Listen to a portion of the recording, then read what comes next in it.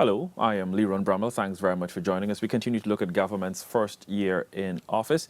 We talk public affairs, understanding how government goes around interacting with everyone, finding out on the ground the needs of the people so that they can better be able to plan and forecast how they're going to deliver services, deliver aid or whatever in whatever sphere you're looking at. I'm chatting with the Minister of Public Affairs in the Office of the Prime Minister, Kwame McCoy. Minister McCoy, how are you? Good afternoon, Liron, and good afternoon to all your viewers. And of course, I'm happy to be here and to be able to share with you what government has been doing for the last year in relation to the sector that I have responsibility for, areas of responsibility, which is public affairs, which is basically a cross-cutting type of responsibility that part of the public information and media relations and media affairs, stakeholder relations, being able to be out there with people, measuring government's performance, listening to people. And we all do that as ministers of the government, as governmental cabinet members. We go out there and we all have our own way of measuring what people are saying, and also, more importantly, to listen to people and to understand by their various expressions what is it they desire most and where they'd like to go as communities and as a region as a whole and as a country as a whole. So basically, it's a very dynamic area, and we have been, as a government for the last year, out there, despite the setbacks by COVID-19. We have had, as you know, a situation that is no different from the rest of the world, except that we are still nevertheless better than most parts of the world, or some parts of the world, because our situation here in Ghana has become one that is manageable. As you are aware, when we came into government, there was a lot of work work that we had to put into the COVID-19 situation to be able to bring it up to a manageable level, and a level that can seek to safeguard and protect the lives of our people far and wide. And in most cases, when we came in, for example, you would recall that at that time we had little to work with in terms of what was required to manage a pandemic. And so one of the first acts of the president of this country, Dr. Irfan Ali, was to spearhead a national task force that examined the situation in respect to COVID and mandated the Ministry of Health and other players or the stakeholders within the health sector to rise to the occasion and to the challenge and be able to. So we procured equipment, and of course there were some bilateral partners that assisted in helping us to get there with their donations of equipment and all PPEs and so forth that were required. And so we moved from 21 tests per day in those days, and it would seem so long, but it was just a few months ago, a year ago. We moved from 21 tests per day, COVID-19 tests. Today we are at approximately 2,500 COVID-19 tests per day. Our capacity grew in almost all aspects of the management of the COVID situation, and of course in the health sector altogether. We have moved really far away from where we were and from what we inherited. And so the government was busy from day one, as you know, coming from that long 5-month period where the APNU AFC government attempted to suppress the will of the people and to deny them their choice of the People's Progressive Party civic government. We won that battle, we overcome that, and then we went straight into really getting down to the business of government. And you can have a better person at this time of our history to lead our country and to be in the direction that we're going at the moment. Positive indications of positive development we've actually seen progress and development over that last year in many, many ways. And if you go on the ground, if you talk to people, they have the feel of it, they have the understanding of it, and it is a situation that has really brought back hope to the people of this country and the sense that we are actually going somewhere and we are going in the right and positive direction. And so, notwithstanding, we have challenges. The COVID-19 situation itself is a challenge outside of the fact that we've been able to manage in an appropriate and acceptable way as you're expected as a government to do. But the mere fact that it restricts movement and it restricts us from being able to carry on with the type of business that would be part of a normal environment, a normal situation, is really a setback in some ways. We've had the flooding just recently. That itself has created some problems with, among the farmers, the loss of livestock.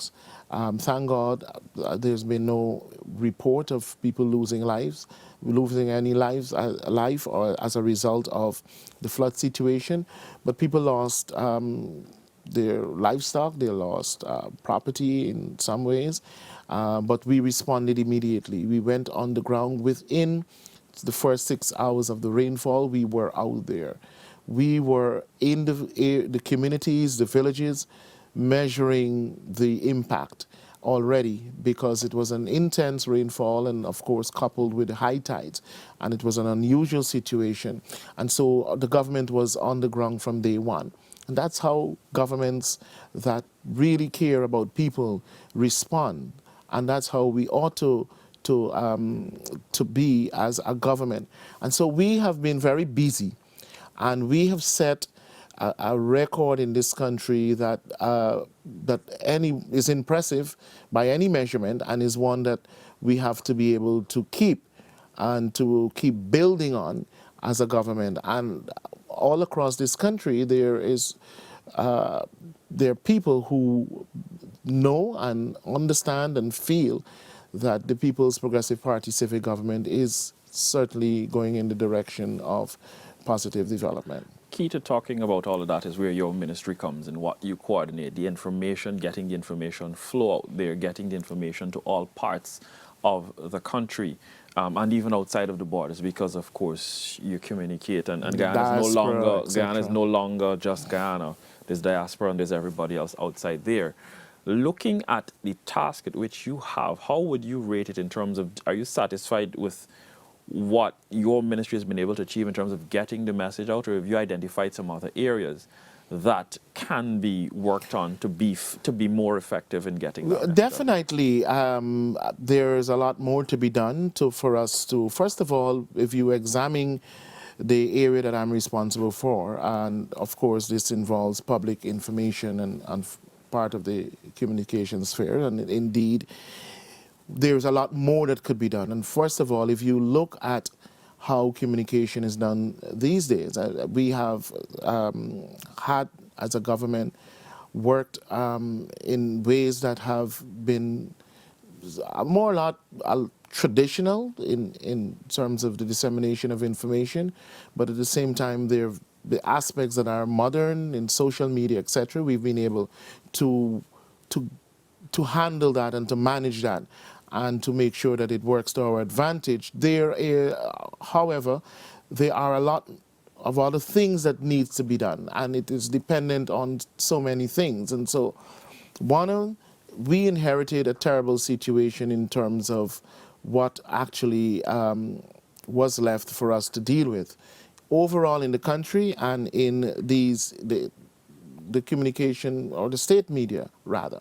And so we have had to work to change that, and it's still really in the phase of, or the other phases of that change, which we are tackling. And I am not satisfied that we've done it all, and definitely bring it up to the level that it ought to be in this era, and where we have across the world the evolution of information communication technology and the rapid type of equipment, and so that is required to be able to take us to that maximum level where we have the best in terms of us being able to communicate, and people out there understand, and they are very much aware of us making all the efforts to share what the government is doing and to also get feedback from them, and which informs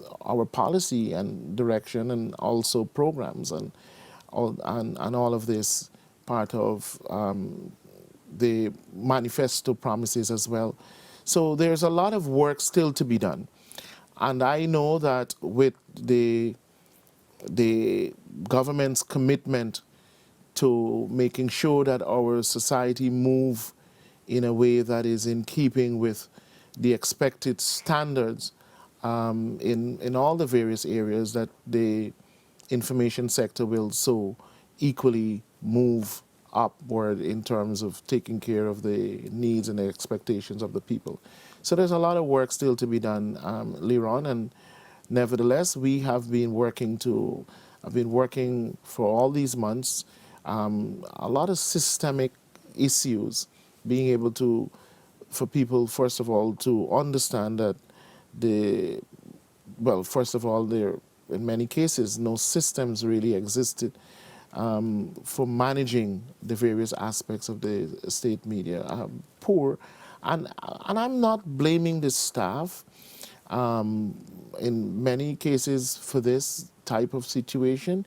It is more about the leadership that was lacking in many respects, and therefore it was left, of the staff to manage in a way without having the requisite type of leadership coming from the government ministers then. So we are in a much better situation, and indeed we will move in directions that will certainly help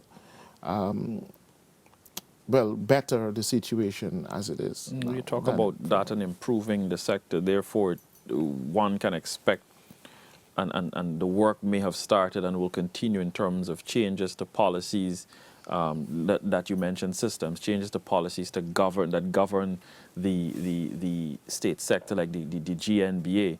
At some point in time, there is going to be a review of some of those laws, because people say they're archaic in some instances, and looking at that. So I'm assuming that this is going to happen if it hasn't already started. Well, you have to constantly review laws. When societies are on the footing of advancing, and you are moving in a direction like we are as a country, and there are various stages of societies.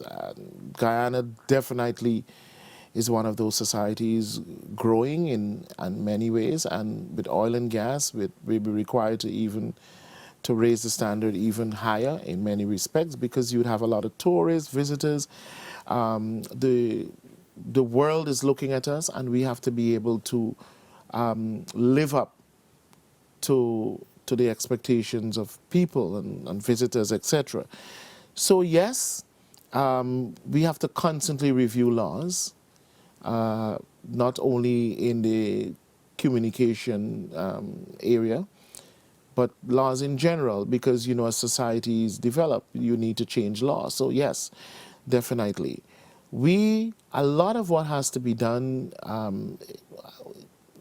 for the next few months definitely has to do with, and we've been attempting to retool these state media to be able to put them in that position of working or managing at the level that they ought to be managing at this time. If they don't have the tools, it means that they can perform well at the functions and the tasks they are expected to perform at. So basically, a lot of it has to do with, so we have to find retool. Let me tell you, when we took over, like right here at NCN, I described this before, someone like me who had very much good knowledge of what the NCN of pre-2015 was like, was really appalled that you had nothing in terms of actual tools to work with. And so we have to be able to build that. We have to build the human resource capacity. We have to train people continuously so that they could up their skills and be able to take the company to the highest possible level. We, the NCN should be and is the leading broadcasting entity in Guyana, communication entity, and therefore it has to lead by example in all possible ways, and to be able to do that, it has to be equipped, right? And we have to have the requisite tools to be able to make sure that it performs well. And it goes for other aspects of the state media.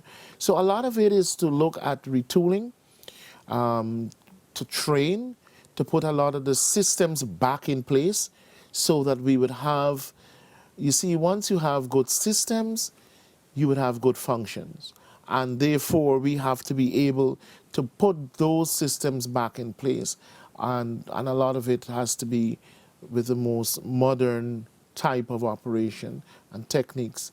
And therefore, this has been a huge focus of mine over the last few months, raising the standards in broadcasting, bringing in new people into the broadcasting arena, and be able to have, a very competitive environment in which, so the media, and making sure that we have a media that is really responsive to the needs of the society today.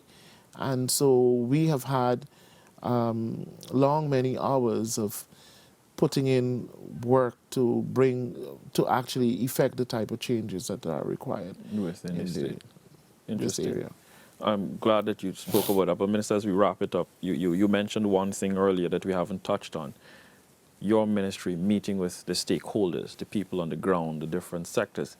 How have you found that to be, and have you had discussions in terms of improving or working on how often the government or as a whole or individual ministers go out and meet and consult?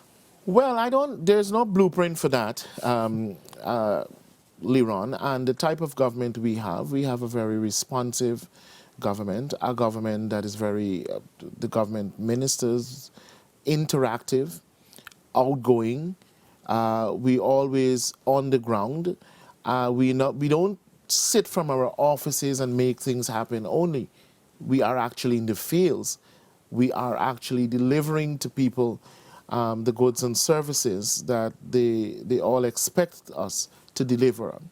And so we are out there, and we try, all of us, make sure that when we're out there, we give a listening ear to the people wherever we go, that we try to understand them. And of course, we go there as well to share information and to let people know what we are doing and what we are about. And so it is a very dynamic process. And so to capture all of it in terms of sharing the information with people and being able to have feedback is very important for a government. We have been able to do this and will continue to do this. Of course, there are aspects of this information sharing and feedback in terms of the actual mechanism that we need to, we are working on to improve. And so it is not just about listening to people and without actually taking their concerns seriously and moving it up from your level, even if it wasn't your sector. How do we treat with that? We have a mechanism in the government how we treat with those issues of communities. Right. And of course, we'll be improving as we go along. As you know, we're attempting to use these days much more the information communication technology to be able to reach people and to be able to have people reach us as a government. So the revamping and the reestablishment of websites for government ministries and sectors is part of our task, very importantly, being able to communicate with people through that. using all the platforms, social media, and other platforms to be able to communicate with people and to have feedback. Radio and television still very powerful tools or means of communicating. And so to build that, how do we build that? The radio stations, in the community radio stations, the 8th that we have across the country, how do we use those to give people in the communities information and to allow them to have feedback, or to give feedback rather, to the government using that means, that method, the local radio. So there are a lot of things that we are working on, and you will see continuously. This is not an overnight task. This has to be done incrementally, and we have to get to the ideal eventually as a government. And so we are working. The good thing is that you have a government that is active, vibrant, dynamic, a bunch of young people. We all anxious to work. We have a lot of energy. We are moving in a direction that is the direction people would like to see us. We are out there, COVID-19 grant. We are out there sharing grant to school children. We are out there listening to people in the floods. And so there's a lot of work for us, and therefore it means that we would have, you see, and there's a momentum that we started off with, and it could only, we can't lower that momentum, we can lower the momentum. It has to keep moving upward, upwards. because it is what the people of this country asked for, and it is what they expect. And you imagine, Liron, in a period of COVID-19, where there are restrictions about how you move around and, you know, crowd and so forth, you have the sense and the feel of a government, or the dynamism of the government. You can imagine if COVID-19 wasn't there, how much further we would have gone as a government. And we are committed to working. That is key. The promises that we made to people in the manifesto, those are the promises we have begun to implement from day one, and we will continue to implement. So when we said, for example, we're going to increase pensions, and as we did, that's part of our manifesto. When we said we're going to give 20,000 online scholarship, we've started that program, part of our manifesto. When we said we were going to, in our manifesto, that we are going to restore the cash grant to the children, we're going to increase it as well, and we're going to take it up to $50,000 by the end of the 5 years in government, the first term of this People's Progressive Party civic government.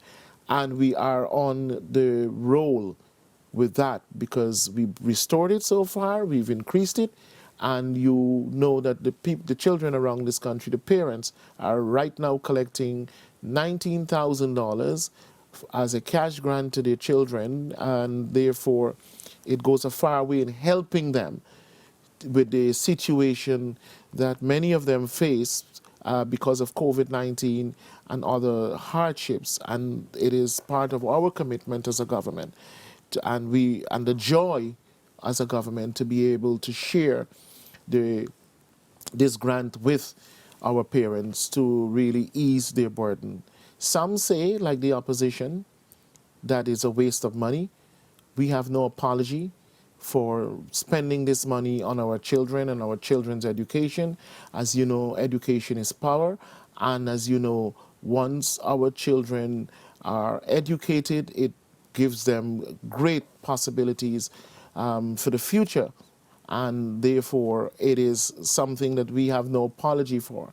Investing in our children, investing in education, and in all the other sectors. There has been no sector under this government that has been untouched so far, and will continue to receive our attention and inputs in terms of the financial resources that we have. So a lot has been happening over the last year, and we can expect the momentum to continue, and we definitely are on the road to achieving our manifesto promises for the 5 years, and we will be definitely making the rounds as a government in terms of delivering to the people of this country. And meeting with them. Minister McCoy, thank you very much. It's been a pleasure chatting with you.